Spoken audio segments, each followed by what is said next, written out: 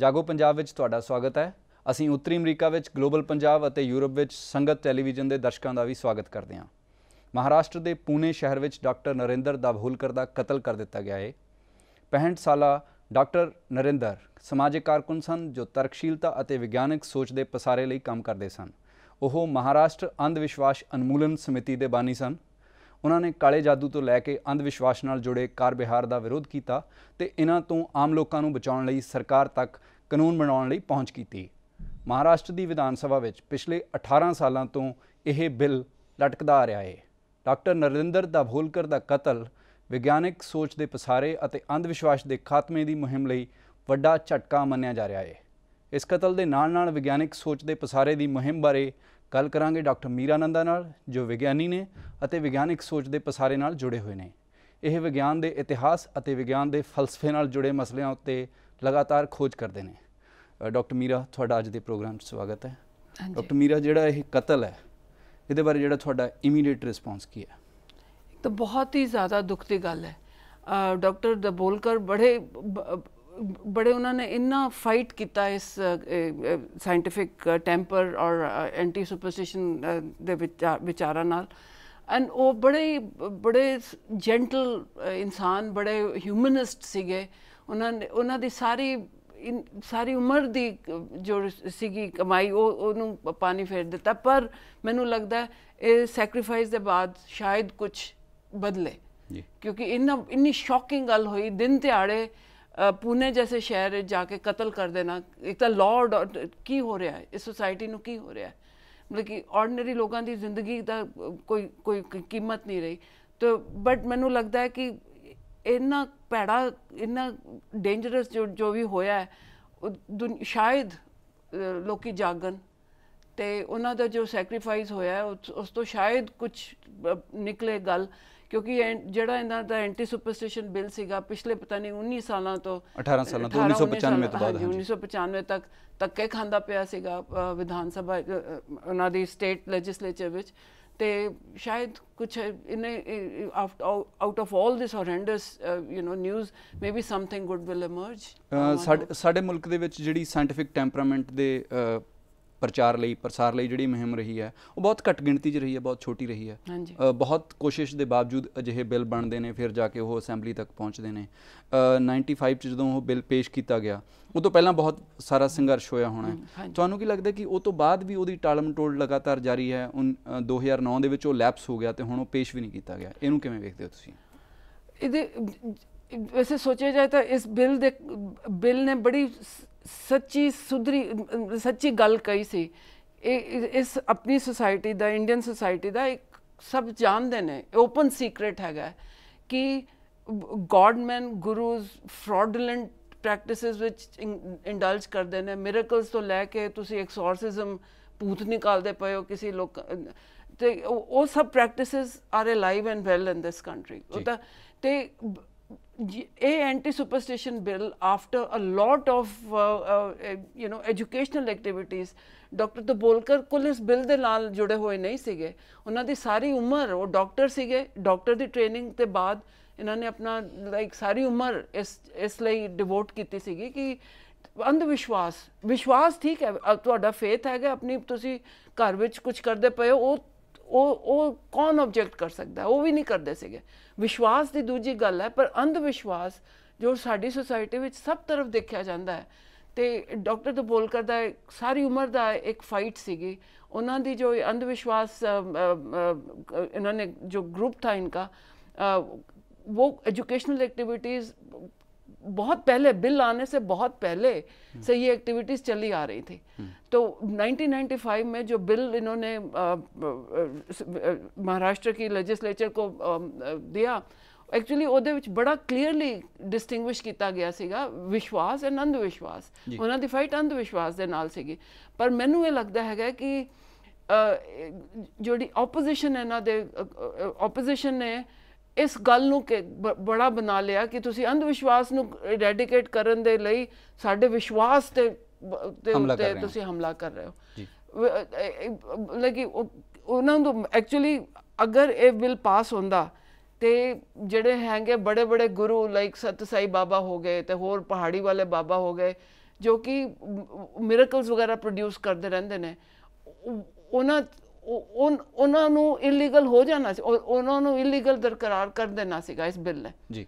ਤੇ ਉਹਨਾਂ ਦੇ ਸਾਰੇ ਭਗਤ ਤੇ ਨਾਲੇ ਪੋਲੀਟੀਕਲ ਪਾਰਟੀਆਂ ਜਿਹੜੀਆਂ ਹਿੰਦੂ ਵਿਚਾਰ ਨਾਲ, Hindu and other religious organisation, ਸਾਰੀਆਂ ਧਾਰਮਿਕ ਆਰਗੇਨਾਈਜੇਸ਼ਨ ਇਕੱਠੀਆਂ ਹੋ ਕੇ ਉਹਨਾਂ ਨੇ ਇਸ ਮਸਲੇ ਨੂੰ ਫੜ ਲਿਆ ਕਿ ਅਗਰ ਤੁਸੀਂ ਅੰਧ ਵਿਸ਼ਵਾਸ ਤੇ ਅਟੈਕ ਕਰੋਗੇ ਤਾਂ ਸਾਡੇ ਵਿਸ਼ਵਾਸ ਤੇ ਵੀ ਅਟੈਕ ਕਰ ਰਹੇ ਹੋ ਜੀ। ਤੇ ਇਸ ਲਈ ਬਿੱਲ ਲਟਕਿਆ ਰਿਹਾ, ਪੋਲੀਟੀਕਲ ਫੁੱਟਬਾਲ ਬਣ ਗਿਆ ਐਂਡ ਇਹਨਾਂ ਦੇ ਗਰੁੱਪ ਨੂੰ ਕਾਫੀ ਆਪੋਜੀਸ਼ਨ ਫੇਸ ਕਰਨੀ ਪਈ from especially from Hindu fundamentalists ਜੀ। ਮੀਰਾ, ਜਿਸ ਦੌਰ ਦੇ ਵਿੱਚ ਇਸ ਬਿੱਲ ਦੇ ਉੱਤੇ ਬਹਿਸ ਹੋ ਰਹੀ ਹੈ, ਅਸੈਂਬਲੀ ਦੇ ਵਿੱਚ ਲਗਾਤਾਰ ਉਹਨੂੰ ਨਜ਼ਰਅੰਦਾਜ਼ ਕੀਤਾ ਜਾ ਰਿਹਾ ਹੈ, ਉਸੇ ਦੌਰ ਦੇ ਉੱਤੇ ਤੁਸੀਂ ਇੱਕ ਕਿਤਾਬ ਲਿਖੀ ਹੈ ਦ ਗੋਡ ਮਾਰਕੀਟ, ਜਿਹਦੇ ਵਿੱਚ ਤੁਹਾਡੀ ਇੱਕ ਦਲੀਲ ਇਹ ਰਹੀ ਹੈ ਕਿ ਹਿੰਦੁਸਤਾਨ ਦੇ ਵਿੱਚ ਜਿਹੜਾ ਪੜ੍ਹਿਆ ਲਿਖਿਆ ਸ਼ਹਿਰੀ ਮੱਧ ਵਰਗ ਹੈ, ਉਹਦੇ ਵਿੱਚ ਜਿਹੜਾ ਅੰਧ ਵਿਸ਼ਵਾਸ ਦੀ ਦੌੜ ਹੈ ਜਾਂ ਜਿਹੜੀ ਰਿਲੀਜੀਓਸਿਟੀ ਹੈ ਉਹ ਲਗਾਤਾਰ ਵੱਧ ਰਹੀ ਹੈ, ਅਤੇ ਜਿਹੜੀਆਂ ਸਰਕਾਰਾਂ ਨੇ ਉਹ ਲਗਾਤਾਰ ਵੱਖਰੇ ਵੱਖਰੇ ਕੰਮਾਂ ਦੇ ਨਾਂ ਦੇ ਉੱਤੇ, ਪਰਉਪਕਾਰੀ ਕੰਮਾਂ ਦੇ ਨਾਂ ਦੇ ਉੱਤੇ, ਚੈਰੀਟੇਬਲ ਇੰਸਟੀਟਿਊਸ਼ਨਸ ਦੇ ਨਾਂ ਦੇ ਉੱਤੇ ਉਹਨਾਂ ਨੂੰ ਲਗਾਤਾਰ ਫੰਡ ਕਰਦੀਆਂ ਨੇ। ਇਹਨਾਂ ਦੋਨਾਂ ਚੀਜ਼ਾਂ ਦਾ ਆਪਸ ਦੇ ਵਿੱਚ ਕੋਈ ਕਨੈਕਸ਼ਨ ਬਣਦਾ ਹੈ? ਬਿਲਕੁਲ ਬਣਦਾ ਹੈ। ਇੱਕ ਸੋਸ਼ਲ ਕੰਟੈਕਸਟ ਹੈਗਾ ਜਿਹਦੇ ਵਿੱਚ ਇਹ ਅੰਧ ਵਿਸ਼ਵਾਸ, ਇਹ ਵਾਲੇ ਜਿਹੜੇ ਗੋਡਮੈਨ ਐਂਡ ਗੁਰੂਜ਼ ਹੈਗੇ ਨੇ, ਉਹ ਉਹਨਾਂ ਨੂੰ ਨਾ ਕੁੱਲ ਸਟੇਟ ਨੇ ਸਪੋਰਟ ਕੀਤਾ ਹੈ, ਨਾ ਕੁੱਲ ਪੜ੍ਹੇ ਲਿਖੇ ਲੋਕਾਂ ਨੂੰ ਜਾ ਕੇ ਉਹਨਾਂ ਦੀ ਸ਼ਰਧਾ ਰਹੀ ਹੈ, ਪੜ੍ਹੇ ਲਿਖੇ ਲੋਕ ਸਾਇੰਟਿਸਟ ਇੰਕਲੂਡਿਡ ਨੇ ਆਪਣੀ ਸ਼ਰਧਾ ਦਿਖਾਈ ਹੈ ਇਹਨਾਂ ਲੋਕਾਂ ਦੇ, ਪਰ ਇਹਨਾਂ ਨੂੰ ਕਾਨੂੰਨ ਨੇ ਪ੍ਰੋਟੈਕਟ ਕੀਤਾ ਕਿਉਂਕਿ ਇਹਨਾਂ ਨੂੰ ਟੈਕਸ ਸ਼ੈਲਟਰਸ ਦਿੱਤੇ ਗਏ ਨੇ। ਤੇ ਮਤਲਬ ਜਿਹੜੀਆਂ ਇੱਦਾਂ ਦੀਆਂ ਸੰਸਥਾਵਾਂ ਨੇ ਜਿਹੜੀਆਂ ਅੰਧ ਵਿਸ਼ਵਾਸ ਫੈਲਾਉਂਦੀਆਂ ਨੇ, ਉਹਨਾਂ ਨੂੰ ਟੈਕਸ ਦੇ ਵਿੱਚ ਰਿਆਇਤਾਂ ਮਿਲਦੀਆਂ ਨੇ ਵੱਖਰੇ ਵੱਖਰੇ ਕਾਰਨਾਂ ਦੇ ਹਵਾਲੇ ਨਾਲ। ਬਿਲਕੁਲ, ਤੁਸੀਂ ਸਤ ਸਾਈ ਬਾਬਾ ਦੀ ਦੇਖ ਲਓ ਜੀ, ਪੂਰੀ ਜੋ ਮਤਲਬ ਕਿ ਉਹਨਾਂ ਦੀ ਡੈਥ ਤੋਂ ਬਾਅਦ ਪਤਾ ਚੱਲਿਆ ਕਿੰਨੇ ਕਰੋੜੋਂ ਦਾ ਕਿੰਗਡਮ ਬਣਾ ਕੇ ਬੈਠੇ ਸੀਗੇ, ਐਮਪਾਇਰ ਬਣਾ ਕੇ ਬੈਠੇ ਸੀਗੇ। ਤੇ ਉਹ ਕਿਉਂਕਿ ਇਹ ਰਿਲੀਜੀਅਸ ਐਂਡ ਚੈਰੀਟੇਬਲ ਇੰਸਟੀਟਿਊਸ਼ਨ ਵਿੱਚ ਆ ਜਾਂਦਾ ਹੈ, ਇਹਨਾਂ ਨੂੰ ਪੂਰੀ ਟੈਕਸ ਸ਼ੈਲਟਰ ਮਿਲਦਾ ਰਿਹਾ ਹੈ। ਤੇ ਦੂਜੀ ਗੱਲ ਮੈਂ ਗੋਡ ਮਾਰਕੀਟ ਵਿੱਚ ਇਹ ਕਹੀ ਸੀਗੀ ਕਿ ਜੋ ਨਿਓ लिबरलिज्म, जो फ्री मार्केट की जो पॉलिसीज़ आई हैं, उनको धार्मिक इंस्टीट्यूशंस को भी उतनी मतलब कि एडवांटेज रही है उनसे। Neo liberal policies have benefited the religious market। ਇਸ ਗੱਲ ਦਾ ਤੁਸੀਂ ਜਰਾ ਖੁਲਾਸਾ ਕਰੋ ਕਿ ਵੀ ਜਿਹੜੀਆਂ ਸਾਡੇ ਮੁਲਕ ਦੇ ਵਿੱਚ ਲਿਬਰਲਾਈਜੇਸ਼ਨ ਵਾਲੀਆਂ, ਜਿਹਨੂੰ ਅਸੀਂ ਉਦਾਰੀਕਰਨ ਦੀਆਂ ਨੀਤੀਆਂ ਕਹਿੰਦੇ ਹਾਂ, ਜਦੋਂ ਉਹ ਆਈਆਂ ਨੇ, ਉਹਦੇ ਨਾਲ ਅੰਧ ਵਿਸ਼ਵਾਸ ਦਾ ਜਿਹੜਾ ਪੂਰਾ ਕਾਰੋਬਾਰ ਹੈ ਚੈਰੀਟੇਬਲ ਦੇ ਨਾਂ ਦੇ ਉੱਤੇ, ਰਿਲੀਜੀਅਸ ਦੇ ਨਾਂ ਦੇ ਉੱਤੇ, ਉਹ ਕਿਵੇਂ ਵਧਿਆ? देखिए, पहला तो मैं फैक्ट्स सामने रखे ने इस किताब विच कि तुसी टाइम वाइज अगर देखो तो इंडिया विच लास्ट 20 years विच there has been an explosion in religiosity. नए फेस्टिवल्स, नए रीत रिवाज, नए रिचुअल्स, नई pilgrimage, especially explosion in religious tourism, pilgrimage. अच्छा, एंड उहदे नाल एक बड़ी एक that is a new element of Indian religiosity कि ये Indian government has started giving the status of deemed universities to universities and educational institutions set up by religious institutions। तो ये जो neoliberalism के साथ ये जो privatization of education हुई है, उसमें lot of these धार्मिक institutions are setting up universities and colleges and schools जो कि प्रॉफिट मेकिंग हैं, और वो अपनी रिलीजियस वैल्यूज़ को इंस्टीट्यूशनलाइज कर रहे हैं। जी, मेरा साडे नाल एक कॉलर जुड़े हुए हैं, आओ उन्होंने तो जानते हैं। हाँ जी, तुसी कित्थों बोल रहे हो तो की कहना चाहुंदे हो, की पुछना चाहुंदे हो मीरा नंदा तो? हेलो, सत श्री अकाल जी, मेरा नाम पाल है जी, मैं कैलगरी कनेडा तो बोल रहा हूँ जी। हाँ जी, मैं कहना चाहता जो अपना इंडिया है, इंडिया के ओल्डेस्ट सिविलाइजेशन है, राइट जी, जो इस base upon social and environment sense जी। ਹੁਣ ਜਿਹੜਾ ਕਾਰਪੋਰੇਟ ਸਿਸਟਮ ਆ ਜਾਂ ਕਮਿਊਨਿਜ਼ਮ ਹੈ, ਇਹ it's design to kill family, social, religious and environment sense and set to heal human being. ਜੀ, ਜਿਹੜਾ ਇੰਡੀਆ ਹੈਗਾ, ਇੰਡੀਆ ਦਾ ਸੋਲੂਸ਼ਨ ਫਾਰ ਦਿਸ ਵਰਲਡ ਜੀ। ਹੁਣ ਜਿਹੜਾ ਵਰਲਡ ਹੈ ਇਟਸ ਸੈਟ ਟੂ ਕਲੈਸ਼। ਜਿਹੜਾ human is a social animal, we need social sense and good environment to survive ਜੀ। ਹੁਣ ਜਿਹੜੇ ਆਪਾਂ ਡੇ ਐਂਡ ਨਾਈਟ ਜਿਹੜੇ ਆਪਣੇ ਰਿਲੀਜਨ ਆ ਜਾਂ ਆਪਣੇ ਸੋਸ਼ਲ ਵੈਲਿਊ ਜਾਂ ਰਿਲੀਜੀਅਸ ऑर्गेनाइजेशन रहेंगे, सोशल ऑर्गेनाइजेशन, उन्होंने आप डिग्रेड ते डिसमेंटल कर रहे हैं सिस्टमेटिकली जी। ਵੀ ਆਪਾਂ ਨੂੰ ਵੀ ਵੀ ਸ਼ੁੱਡ ਲੁੱਕ ਇਨਟੂ ਜਿਹੜਾ ਇੰਡੀਆ ਦਾ, ਜਦੋਂ ਇੰਡੀਆ ਨੂੰ ਦੁਨੀਆ ਨੂੰ ਲੋੜ ਹੁੰਦੀ ਆ ਵੀ how to treat a woman, ਉਹ ਇੰਡੀਆ ਵੱਲ ਹੀ ਦੇਖਦੇ ਆ। ਜਦੋਂ ਵਾਰਡ ਦੇ ਵਿੱਚ ਕੋਈ ਇਕਨੋਮਿਕ ਸਿਚੁਏਸ਼ਨ ਹੁੰਦੀ ਹੈ, ਇੰਡੀਆ ਵੱਲ, ਚਾਹੇ ਮਾਰ ਧਾੜ ਕਰਨ ਹੋਣ, ਚਾਹੇ ਉਹ ਬਿਜ਼ਨਸ ਅਪਰਚੂਨਿਟੀ ਵਾਸਤੇ ਹੋਣ, ਵੀ ਉਹ ਇੰਡੀਆ ਵੱਲ ਹੀ ਦੇਖਦੇ ਹੈਗੇ। ਜੀ, ਤੁਹਾਡੀ ਗੱਲ ਬਿਲਕੁਲ ਸਪਸ਼ਟ ਹੋ ਗਈ। ਆਪਾਂ ਮੀਰਾਨੰਦਾ ਕੋਲੋਂ ਤੁਹਾਡਾ ਪੁੱਛਦੇ ਹਾਂ। ਮੀਰਾਨੰਦਾ, ਇਹ ਇੱਕ ਲਗਾਤਾਰ ਦਲੀਲ ਦਿੱਤੀ ਜਾਂਦੀ ਹੈ ਕਿ ਹਿੰਦੁਸਤਾਨ ਬਹੁਤ ਪੁਰਾਣੀ ਜਿਹੜੀ ਸੱਭਿਅਤਾ ਹੈਗੀ ਹੈ, ਇੱਥੇ ਸਾਰਾ ਕੁਝ ਬਹੁਤ ਵਧੀਆ ਸੀਗਾ, ਅਤੇ ਜਿਹੜੀਆਂ ਨਵੇਂ ਆਈਡੀਆਜ਼ ਨੇ, ਖਾਸ ਤੌਰ ਦੇ ਉੱਤੇ ਮਾਡਰਨਿਟੀ ਦੇ ਨਾਂ ਦੇ ਉੱਤੇ, ਰੈਸ਼ਨੈਲਿਟੀ ਦੇ ਨਾਂ ਦੇ ਉੱਤੇ ਜਿਹੜੇ ਆਈਡੀਆਜ਼ ਆ ਰਹੇ ਨੇ, ਉਹ ਸਾਡੇ ਕਲਚਰ ਨੂੰ ਖਰਾਬ ਕਰ ਰਹੇ ਨੇ। ਅਤੇ ਇਹਨਾਂ ਨੇ ਦੂਜਾ ਜਿਹੜਾ ਪੱਖ ਉਹਨਾਂ ਨੇ ਇਹ ਕਿਹਾ ਕਿ ਵੀ ਜਦੋਂ ਪੂਰੇ ਦੁਨੀਆ ਦੇ ਵਿੱਚ ਔਰਤਾਂ ਦੇ ਨਾਲ ਕੋਈ ਮਾੜੀ ਗੱਲ ਹੁੰਦੀ ਹੈ ਤੇ ਲੋਕ ਹਿੰਦੁਸਤਾਨ ਵੱਲ ਦੇਖਦੇ ਨੇ ਕਿ ਔਰਤਾਂ ਦਾ ਸਤਿਕਾਰ ਕਿਵੇਂ ਹੋਣਾ ਚਾਹੀਦਾ। ਤੁਸੀਂ ਕੀ ਕਹਿਣਾ ਚਾਹੋਗੇ? ਮੈਨੂੰ ਇਸ ਸੋਚ ਦੀ ਕੁਛ ਮੈਂ ਕਨਵਿੰਸ ਨਹੀਂ ਹਾਂ ਇਸ ਆਈਡੀਆ ਤੋਂ, ਕਿਉਂਕਿ ਮੈਂ ਦੇਖੀਏ ਸਿਵਲਾਈਜੇਸ਼ਨ ਪੁਰਾਣੀ ਹੈਗੀ ਹੈ, ਪਰ ਉਹਦਾ ਠੀਕ ਹੈ, ਰਿਲੀਜਨ ਨੇ ਬੜੀ important role, Hinduism especially has played an important role in Indian civilization. ਉਹ ਤਾਂ ਐਕਸੈਪਟ ਕਰਨਾ ਪੈਂਦਾ ਹੈਗਾ, ਦੈਟਸ ਅ ਰਿਐਲਿਟੀ। ਬਟ ਤੁਸੀਂ ਰਿਲੀਜਨ ਨੂੰ ਇੱਕ ਇਟਰਨਲ ਐਂਡ ਅਨਚੇਂਜਿੰਗ ਇੰਸਟੀਟਿਊਸ਼ਨ ਬਣਾ ਕੇ ਨਹੀਂ ਰੱਖ ਸਕਦੇ। ਦੁਨੀਆ ਬਦਲ ਰਹੀ ਹੈ, ਰਿਲੀਜਨ ਇੱਕ ਸਥਿਰ ਨਹੀਂ ਰਹਿ ਸਕਦਾ। ਉਹਦੇ ਵਿੱਚ like any other institution, like any other social institution, ਉਹਦੇ ਵਿੱਚ ਕੁਛ ਵਿਚਾਰ ਹੈਗੇ ਨੇ ਜੋ they are based upon ideas which have no basis in evidence, they can be called irrational। बाकी सारी दुनिया बदल रही है, नए विचार सब जगह आ रहे हैं। रिलीजन को ये स्पेशल प्रोटेक्शन क्यों दे? उनके विचारों को हम उनसे क्यों ना कहें कि अगर तुम कह रहे हो कि भाई एस्ट्रोलॉजी साइंटिफिक है, तो उसका हम क्यों ना मांगे उनसे कि भाई इसका एविडेंस बताओ हमें। ਮਤਲਬ ਜਦੋਂ ਹੋਰ ਕਿਸੇ ਵਿਗਿਆਨਿਕ ਖੋਜ ਬਾਰੇ ਉਹਦਾ ਸਬੂਤ ਮੰਗਿਆ ਜਾਂਦਾ ਹੈ, ਇਹ ਦੇਖਿਆ ਜਾਂਦਾ ਹੈ ਕਿ ਇੱਕ ਜਿਹੜਾ ਤਜਰਬਾ ਹੈ ਉਹ ਬਾਰ-ਬਾਰ ਦੁਹਰਾਇਆ ਜਾ ਸਕਦਾ ਜਾਂ ਨਹੀਂ ਦੇਖਿਆ ਜਾ ਸਕਦਾ, ਤੇ ਇਹ ਧਾਰਨਾ ਦੂਜਿਆਂ 'ਤੇ ਵੀ ਲਾਗੂ ਹੋਣੀ ਚਾਹੀਦੀ ਹੈ। ਇਹ ਤੁਸੀਂ ਕਹਿਣਾ ਚਾਹੁੰਦੇ ਹੋ? ਬਿਲਕੁਲ, ਸਪੈਸ਼ਲੀ ਜਦ ਰਿਲੀਜਨ ਕਲੇਮ ਬਣਾਉਂਦੇ ਨੇ ਜੋ ਅਪਲਾਈ ਹੁੰਦੇ ਨੇ ਨੈਚੁਰਲ ਵਰਲਡ 'ਤੇ। ਤੁਹਾਡੀ ਐਸਟ੍ਰੋਲੋਜੀ ਹੋ ਗਈ, ਤੁਹਾਡੀ ਹੈਲਥ, ਤੁਹਾਨੂੰ ਤੁਸੀਂ ਕਿਸੇ ਨੂੰ ਮੈਂਟਲ ਇਲਨੈਸ ਹੋ ਗਈ, ਤੁਸੀਂ ਕਹੋ ਜੀ ਭੂਤ ਆ गया ਤੁਹਾਨੂੰ, या फिर भगवान ने तुम्हें श्राप दे दिया है, कितनी बातें होती हैं। वो वहाँ पे रिलीजन ऐसे क्लेम कर रहे हैं जो कि ह्यूमन बायोलॉजी, फिज़िक्स, इन चीज़ों को के साथ कनेक्टेड हैं। तो अगर ऐसे क्लेम्स पे भी अगर हम उनसे एविडेंस नहीं मांग सकते, तो आप रिलीजन के लिए स्पेशल एक कंसेशन बना रहे हैं कि रिलीजन कुछ भी कह सकते हैं, पर हम उनको चैलेंज नहीं कर सकते। ਮੇਰਾ ਜਿਹੜਾ ਉਹਨਾਂ ਦਾ ਸਵਾਲ ਸੀਗਾ ਸਾਡੇ ਕਾਲਰ ਦਾ, ਉਹਦਾ ਇੱਕ ਪੱਖ ਇਹ ਸੀਗਾ ਕਿ ਹਿੰਦੁਸਤਾਨ ਦੇ ਵਿੱਚ ਔਰਤਾਂ ਦਾ ਬਹੁਤ ਸਤਿਕਾਰ ਹੁੰਦਾ। ਜਦੋਂ ਪੂਰੀ ਦੁਨੀਆ ਦੇ ਵਿੱਚ ਕਿਤੇ ਵੀ ਔਰਤਾਂ ਨਾਲ ਕੋਈ ਬਦਸਲੂਕੀ ਹੁੰਦੀ ਹੈ ਤੇ ਲੋਕ ਹਿੰਦੁਸਤਾਨ ਦੀ ਸੱਭਿਅਤਾ ਵੱਲ ਦੇਖਦੇ ਨੇ ਕਿ ਉਹਨਾਂ ਤੋਂ ਸਿੱਖਿਆ ਜਾਵੇ। ਇਹਦੇ ਬਾਰੇ ਤੁਸੀਂ ਕੀ ਕਹਿਣਾ ਚਾਹੋਗੇ? ਮੈਨੂੰ ਮੈਂ ਕਈ ਵਾਰੀ ਇਹ ਗੱਲ ਸੁਣੀ ਹੈ ਕਿ ਇੰਡੀਆ ਔਰਤਾਂ ਪੂਜੀਆਂ ਜਾਂਦੀਆਂ, ਔਰਤਾਂ ਦੀ ਬਹੁਤ ਸਤਿਕਾਰ ਹੁੰਦਾ ਹੈ। ਮੇਰਾ ਇਹ ਕਹਿਣਾ, ਤੁਸੀਂ ਜਿਸ ਅੱਖਾਂ ਖੋਲ ਕੇ ਦੇਖੋ, ਅਖਬਾਰ ਪੜ੍ਹੋ, ਤੁਸੀਂ ਡੇਟਾ ਦੇਖੋ,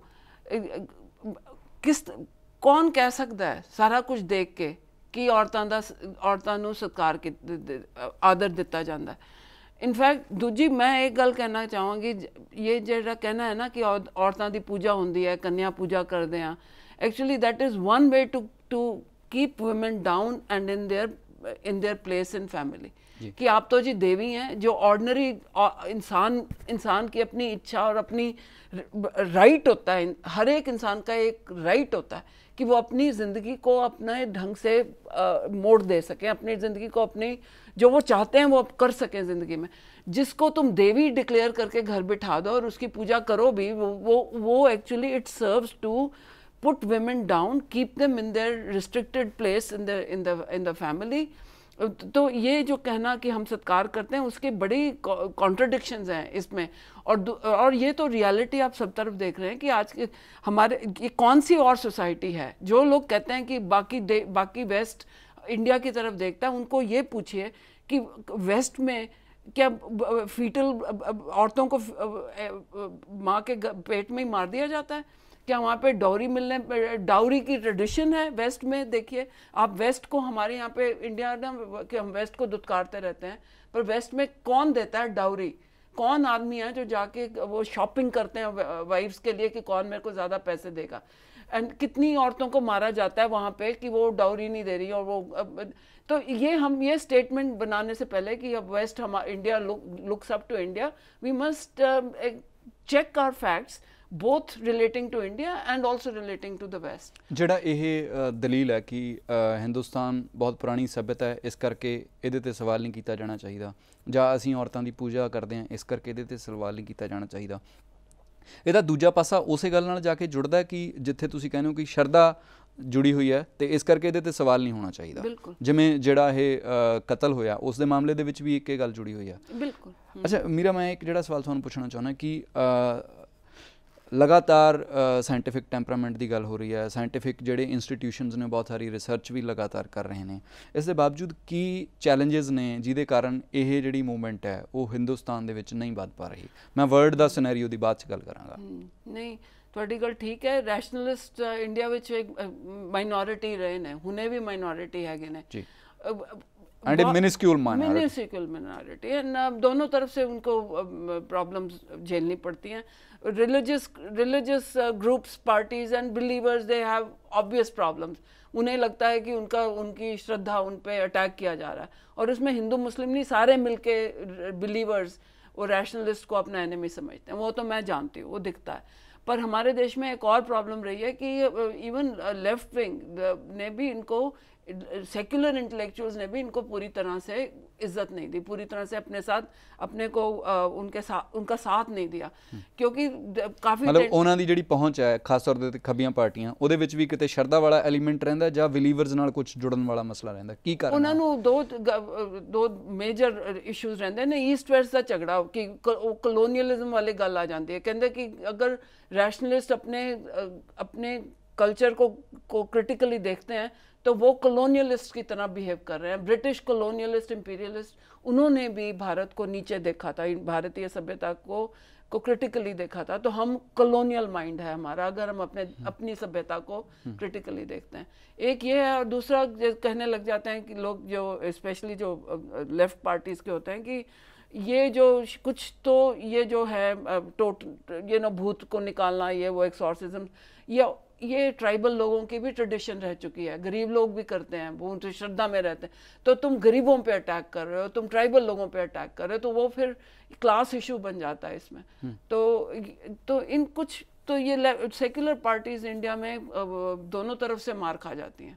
आई मीन रैशनलिस्ट ਤੇ ਜਿਹੜਾ ਗਲੋਬਲ ਸਿਨੈਰੀਓ ਦੇ ਵਿੱਚ ਵੀ ਲਗਾਤਾਰ ਜਿਹੜੀ ਰੈਸ਼ਨਲਿਸਟ ਮੂਵਮੈਂਟ ਹੈ ਉਹ ਜਾਂ ਖੜੋਤ ਦੇ ਵਿੱਚ ਹੈ ਜਾਂ ਪਿੱਛੇ ਜਾ ਰਹੀ ਹੈ, ਉਹਦੇ ਕੀ ਕਾਰਨ ਦੇਖਦੇ ਹੋ ਤੁਸੀਂ? एक्चुअली इंटरेस्टिंग गल है कि rationalist movement is actually growing even in a backward place like America, because कितने वहाँ पे जो लोग थे जो काउंट नहीं किए जाते थे, now they are beginning to say कि हमारा कोई, we are non believers. 15% US में 15 to 18% डेटा दिखा रहा है कि पीपल आर ओपनली डिक्लेयरिंग कि हमारा कोई फेथ नहीं है। 15-16 नाम को छोटा है, पर it's actually the number is the trend is on the growth. There is a growth in the number of people who are so, and rationalists are actually coming out in open, especially in UK and in United States, and in forming political groups and so। ਅੱਛਾ, ਇੱਕ ਗੱਲ ਮੈਨੂੰ ਤੁਸੀਂ ਦੱਸੋ ਕਿ ਜਦੋਂ ਬੰਦਾ ਕੋਈ ਇਹ ਕਹਿੰਦਾ ਕਿ ਮੈਂ ਨॉन ਬਿਲੀਵਰ ਹਾਂ, ਮੈਂ ਨਾਸਤਿਕ ਹਾਂ, ਤੇ ਉਹ ਰੈਸ਼ਨਲਿਸਟ ਹੋ ਜਾਂਦਾ ਹੈ ਜਾਂ ਹਰ ਰੈਸ਼ਨਲਿਸਟ ਲਈ ਇਹ ਜ਼ਰੂਰੀ ਹੈ ਕਿ ਉਹ ਨॉन ਬਿਲੀਵਰ ਹੋਵੇ? ਨਹੀਂ, ਹਰ ਰੈਸ਼ਨਲਿਸਟ ਨੂੰ ਕੋਈ ਜ਼ਰੂਰੀ ਨਹੀਂ ਹੈ ਕਿ ਉਹ ਨॉन ਬਿਲੀਵਰ ਹੋਏ। Even doctor Dabholkar was not, he personally, ठीक है, he passed through many phases, पर ultimately he said कि वो ठीक है, वो हिंदू हैं, और उनका कभी भी इस बारे में ये फाइट नहीं थी कि तुम सभी एथिस्ट होंगे तभी सोसाइटी सुधरेगी, ये पॉइंट नहीं था उनका। ये था कि जब faith enters into public sphere, either in these ways, of making money, making profits by fooling people, or by preventing more rational solutions to health and human welfare। और दूसरी तरफ से जो पॉलिटिशियंस जाके पहले पूजा करके आते हैं या वो मिक्स करते हैं अपने प्राइवेट फेथ, और वो वहाँ पे रिलीजन को राइट नहीं देना चाहते। रिलीजन ਡਾਕਟਰ ਨਰਿੰਦਰ ਬਾਰੇ ਤਾਂ ਇੱਕ ਜਿਹੜਾ ਤੱਥ ਇਹ ਹੈ ਕਿ ਉੱਥੇ ਮਹਾਰਾਸ਼ਟਰ ਦੇ ਵਿੱਚ ਜਿਹੜੇ ਮੰਦਰਾਂ ਦੇ ਵਿੱਚ ਔਰਤਾਂ ਨੂੰ ਅੰਦਰ ਜਾਣ ਦੀ ਮਨਾਹੀ ਹੈ, ਔਰਤਾਂ ਨੂੰ ਉੱਥੇ ਜਾ ਕੇ ਪੂਜਾ ਪਾਠ ਕਰਨ ਦਾ ਹੱਕ ਹੋਣਾ ਚਾਹੀਦਾ। ਇਹਦੇ ਲਈ ਵੀ ਉਹਨਾਂ ਨੇ ਸਟਰਗਲ ਕੀਤਾ, ਇਸ ਕਰਕੇ ਉਹਨਾਂ ਨੂੰ ਆਪਾਂ ਨਾਨ ਬਿਲੀਵਰ ਵਾਲੀ ਕੈਟਾਗਰੀ 'ਚ ਨਹੀਂ ਰੱਖ ਸਕਦੇ ਜਾਂ ਮਤਲਬ ਉਹ ਰਾਈਟਲੀ ਵੀ ਲੜਦੇ ਹਾਂ। ਦੂਜਾ ਇੱਕ ਗੱਲ ਇਹ ਹੈ ਕਿ ਜਦੋਂ ਅਸੀਂ ਦੇਖਦੇ ਹਾਂ ਕਿ ਜਿਸ ਕਿਸਮ ਦੀ ਸੋਸਾਇਟੀ ਦੇ ਵਿੱਚ ਅਸੀਂ ਹੈਗੇ ਹਾਂ, ਉਹਦੇ ਵਿੱਚ ਜਿਹੜੀ ਰੈਸ਼ਨਲਿਸਟ ਮੂਵਮੈਂਟ ਹੈ ਉਹਦੀ ਕੀ ਭੂਮਿਕਾ ਬਣਦੀ ਹੈ ਇਸ ਵੇਲੇ ਕੰਟੈਂਪਰੇਰੀ ਟਾਈਮ ਦੇ ਵਿੱਚ? आई थिंक बहुत ज़रूरी, बहुत इंपॉर्टेंट भूमिका बनती है, क्योंकि Indian constitution declares India to be a secular democratic state. इसके लिए सेक्युलरिज्म को डिफेंड करना रैशनलिस्ट मूवमेंट्स का नंबर 1 एजेंडा है। और उसके लिए हमारे देश में सेक्युलरिज्म को माना गया कि सभी रिलीजन्स को along with their own superstitions let them thrive, सभी को इक्वल राइट्स होने चाहिए। पर वो एक that actually leads to more religiosity in the public sphere rather than separation of religion and state.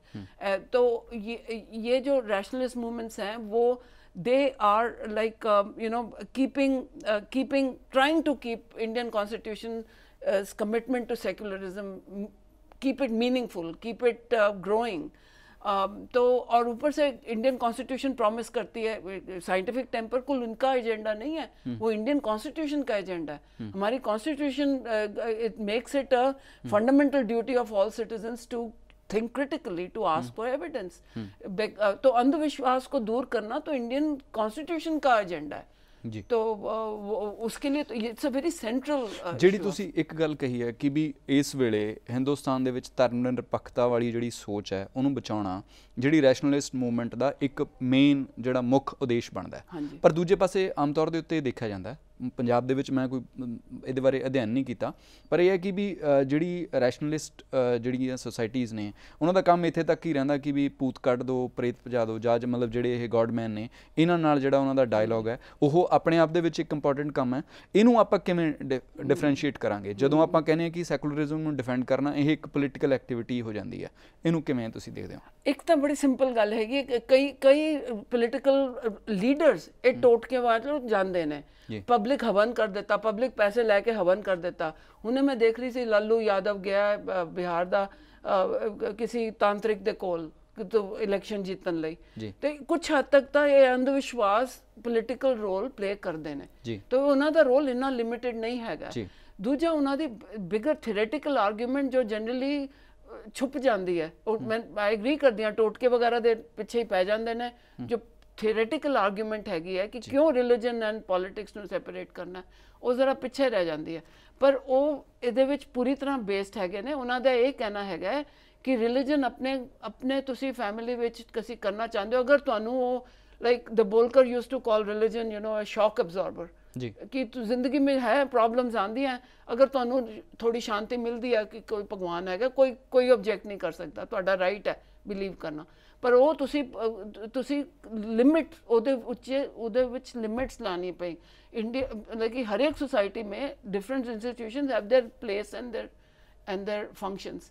ਉਹਨੂੰ ਤੁਸੀਂ सोसाइटी ਵਿੱਚ स्पिल करोगे तो ਉਹ फाइट ਸੈਕੂਲਰਿਜ਼ਮ ਦੀ ਫਾਈਟ ਹੈਗੀ ਹੈ ਜੀ। ਤੁਸੀਂ ਜਿਹੜੀ ਇਹ ਗੱਲ ਕੀਤੀ ਹੈ ਕਿ ਇਹ ਇੱਕ ਤੁਹਾਨੂੰ ਕਿਤੇ ਨਾ ਕਿਤੇ ਇਸ ਗੱਲ ਦਾ ਨਖੇੜਾ ਕਰਨਾ ਪਏਗਾ ਕਿ ਕਦੋਂ ਤੁਸੀਂ ਜਿਹੜੇ ਸਾਧੂ ਸੰਤ ਜਾਂ ਜਿਹੜੇ ਟੂਣੇ ਟਾਮਣ ਨੇ ਜਾਂ ਜਿਹੜਾ ਕਾਲਾ ਜਾਦੂ ਹੈ ਉਹਦੇ ਬਾਰੇ ਗੱਲ ਕਰਨੀ ਹੈ, ਉਹ ਇੱਕ ਪੱਖ ਹੈ, ਅਤੇ ਦੂਜਾ ਪਾਸਾ ਜਿਹੜਾ ਉਹਦਾ ਵੱਡਾ ਪੱਖ ਹੈ ਕਿ ਤੁਸੀਂ ਜੇ ਰੈਸ਼ਨਲਿਸਟ ਸੋਚ ਨਾਲ ਜੁੜਦੇ ਹੋ ਤਾਂ ਤੁਸੀਂ ਕਿਸ ਕਿਸਮ ਦੇ ਮਨੁੱਖ ਹੋਵੇਂਗੇ, ਉਹ ਕਿਸ ਕਿਸਮ ਦੇ ਸ਼ਹਿਰੀ ਹੋਏਂਗੇ, ਉਹ ਦੂਜਾ ਪਾਸਾ ਹੈ। ਜਦੋਂ ਇਹੀ ਦਲੀਲ ਨੂੰ ਆਪਾਂ ਸਾਇੰਟਿਸਟ ਕਮਿਊਨਿਟੀ ਦੇ ਉੱਤੇ ਲਾਗੂ ਕਰਦੇ ਹਾਂ ਤਾਂ ਅਸੀਂ ਦੇਖਦੇ ਹਾਂ ਜ਼ਿਆਦਾਤਰ ਬੰਦੇ ਜਦੋਂ ਉਹ ਆਪਣੀ ਲੈਬੋਰਟਰੀਜ਼ ਦੇ ਵਿੱਚ ਨੇ, ਉਹਨਾਂ ਦਾ ਜਿਹੜਾ ਸਾਇੰਸ ਦੇ ਖੇਤਰ ਦੇ ਵਿੱਚ ਕੰਮ ਹੈ ਉਹ ਬਹੁਤ ਰਿਮਾਰਕੇਬਲ ਹੈ, ਜਿਹਦੀ ਸਿਫਤ ਹੋਣੀ ਬਣਦੀ ਹੈ। ਪਰ ਜਦੋਂ ਉਹ ਜ਼ਿੰਦਗੀ 'ਚ ਚੱਲਦੇ ਨੇ ਉਹ ਓਨੇ ਹੀ ਅੰਧ ਵਿਸ਼ਵਾਸੀ ਹੁੰਦੇ ਨੇ ਜਿਵੇਂ ਕੋਈ ਹੋਰ ਹੋਵੇ। ਇਹ ਕਿਉਂ? ਇਹ ਕੋਈ ਦੁਬਿਧਾ ਹੈ? ਕੀ ਮਸਲਾ ਹੈ? ਨਹੀਂ, ਇਹ ਬਹੁਤ ਇੰਪੋਰਟੈਂਟ ਇੰਡੀਆ ਵਿੱਚ ਤਾਂ ਬਹੁਤ ਹੀ ਫੈਲੀ ਹੋਈ ਹੈ। ਬਾਕੀ ਦੇਸ਼ਾਂ ਵਿੱਚ ਇੰਡੀਆ ਕੋਈ ਯੂਨੀਕ ਨਹੀਂ ਹੈ, ਬਾਕੀ ਦੇਸ਼ਾਂ ਵਿੱਚ ਵੀ ਹੁੰਦੇ ਨੇ believers, scientist who are religious who believe in. But India में ये प्रपोर्शन बहुत ज़्यादा है और बड़े बड़े इंपॉर्टेंट साइंटिस्ट भी स्प्लिट लाइफ जींदे ने। आई थिंक ਉਹਦਾ ਕਈ ਮਸਲੇ ਹੈਗੇ ਨੇ ਕਿ ਇੱਕ ਤਾਂ ਸਾਇੰਸ ਐਜੂਕੇਸ਼ਨ ਬੜੀ ਰੋਟ ਬੇਸਡ ਹੈਗੀ ਹੈ, ਲੋਕੀ ਉਹਨੂੰ ਅਪਲਾਈ ਨਹੀਂ ਕਰਦੇ, ਰੱਟਾ ਮਾਰਨ ਦੇ ਉੱਤੇ ਟਿਕੇ ਤੇ ਉਹਦੇ ਦਲੀਲ ਹੈ ਕਿ ਉਹਦੇ ਤੇ ਨਹੀਂ ਸਮਝੀ ਜਾਂਦੀ। ਦੂਜਾ ਇੱਕ ਪਾਸਾ ਇਹ ਵੀ ਹੋ ਸਕਦਾ ਕਿਉਂਕਿ ਜਿਹੜੇ ਪੋਲੀਟੀਸ਼ੀਅਨ ਨੇ ਉਹ ਅੰਧ ਵਿਸ਼ਵਾਸ ਨਾਲ ਜੁੜੇ ਹੋਏ ਨੇ ਤੇ ਵਿਗਿਆਨੀਆਂ ਨੂੰ ਵੀ ਕਿਤੇ ਨਾ ਕਿਤੇ ਲੱਗਦਾ ਕਿ ਅੰਧ ਵਿਸ਼ਵਾਸ ਦੇ ਨਾਲ ਕੋਈ ਉਹਨਾਂ ਦਾ ਰਾਬਤਾ ਬਣਦਾ ਉੱਥੋਂ ਸਿਆਸਤਦਾਨ ਨਾਲ, ਮਤਲਬ ਜਿਹੜੀ ਪੋਲੀਟੀਕਲ ਪੈਟਰਨੇਜ ਆ ਉਹਦਾ ਜਦੋਂ ਗੱਲ ਬਣਦੀ ਆ। ਬਿਲਕੁਲ ਬਿਲਕੁਲ ਬਣਦਾ ਹੈਗਾ, ਇਹ ਤਾਂ ਵੈਲ ਨੋਨ ਹੈਗਾ ਕਿ